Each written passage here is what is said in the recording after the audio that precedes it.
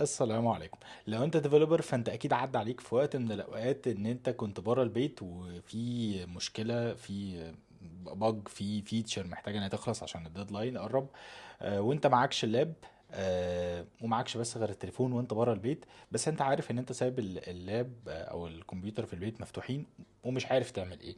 وطبعا فكره التيم فيور او اني ديسك، الموضوع هيبقى صعب شويه ان انت تقعد تخلص شغل من عليه.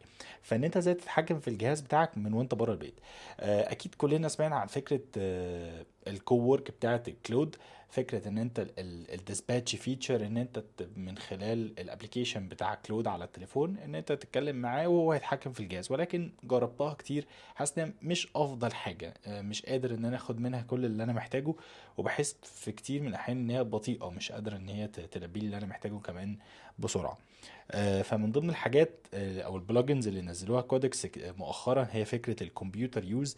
بصراحه كانت نازله اصلا من فتره، ولكن ما كانتش لسه نزلت عندنا في المينا ريجن، يعني لسه متاحه من قريب.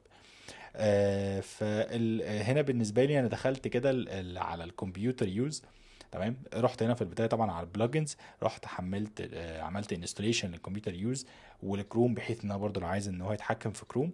تمام، وبعد كده رحت دخلت قلت له محتاجك ان انت تستخدم الكمبيوتر يوز علشان تاوبن كلود. يعني انا قلت له روح هنا اوبن كلود، واديته التاسك قلت له روح اعمل التاسك الفلانيه، وبعد ما تخلص وكلود يرد عليك هات الرد منه. آه بس وهاخد انا بقى الرد وابدا ان انا اتعامل. يعني انت ممكن تقول لكودكس خد البلان، او خلي كلود يروح يعمل البلان وهات منه بلان وروح انت نفذها او ايا كان، او حتى ممكن كل ده تعمله جوه كلود يعني. من خلال مين؟ من خلال كودكس.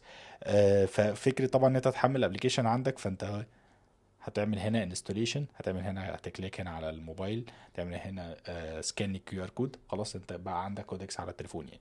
وده كان التاسك. ده كان كنت انا دخلت قلت لكلود قلت له روح، قلت الكودكس قلت له افتح كلود وقول له كذا كذا، راح هو رد فعلا، راح كلود رد عليا، راح كودكس راح واخد الرد وبعته لي.